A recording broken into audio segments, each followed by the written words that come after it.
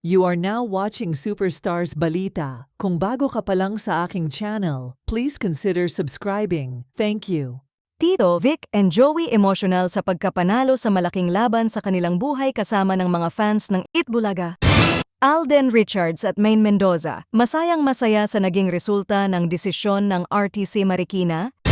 TVJ, Alden Richards, Maine Mendoza, at lahat ng mga legit na barkads masayang-masaya sa naging desisyon ng korte na mabawi ang pagmamay-ari nila, Tito Vic and Joey, ang titulo ng Itbulaga. Sa madaling salita, sabi nga ni Bossing Vic Soto na panalo daw sila at 10 ng mga nagmamahal at tumangkilik sa kanila, lalo na sa Itbulaga. Nilampaso ng TVJ, ang Tape Incorporated at ang GMA7 dahil pilit na inangkin ang pangalan ng noontime show.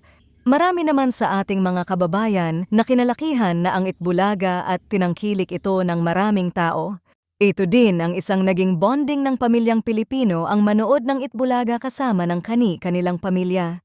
Kaya naman supalpal ngayon ang Tape Incorporated lalo na ang nagmamagaling na Paulo Contis na pilit na nakikisawsaw kapalit daw ng malaking bayad sa kanila ng Tape Incorporated. Matatandaan na panay ang sawsaw ni Paulo Contis na hindi pa tapos ang laban. So ngayon na naglabas na ng desisyon ang RTC Marikina, palpal na ngayon si Paulo, malamang magpapakabait daw saglit si Paulo dahil mawawalan na siya ng isang rocket dahil pinasara na ang Itbulaga, kahit pabali-baliktarin ay nakamulatan na ng lahat na Itbulaga na ang nagpapasaya sa maraming Pilipino, kasama sa pananghalian ay kasama na ang Itbulaga habang kumakain. Bonding, ang pamilya, mga bata, matanda at walang pinipiling edad ay isa ang Itbulaga sa inaabangan ang nakararami dahil sa tuwang hatid ng programa. Pagtulong sa kapwa at kasama na rin sa pagharap sa mga suliranin sa buhay ng ating mga kapwa Pilipino.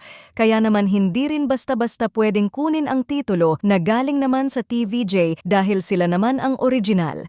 Marami tuloy ang nagsasabi na sampal daw ito sa putak na si Paulo Contis na hindi naman daw naiintindihan ang mga lumalabas sa kanyang bibig at hindi naiintindihan ang totoong sitwasyon ng programa. Ngayon na nabawi na ulit ang Itbulaga ay nagdiwang ang mga maraming dabarkads na nagmahal sa TVJ at sa Itbulaga ng mahabang panahon.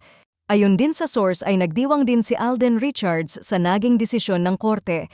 Masayang-masaya daw ang pambansang Bay at sa wakas ay natapos na din ang matagal na hinihintay na desisyon ng korte.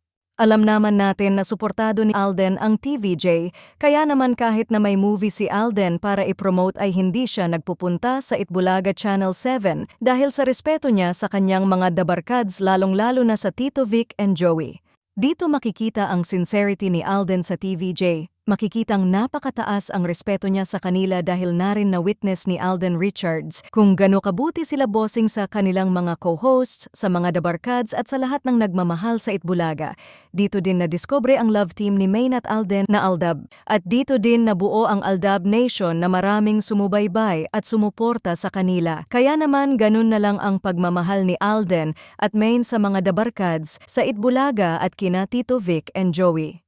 Ano ang masasabi niyo mga ka-superstars? If you like my video, please give me a thumbs up, hit the notification bell, and don't forget to subscribe. Salamat po.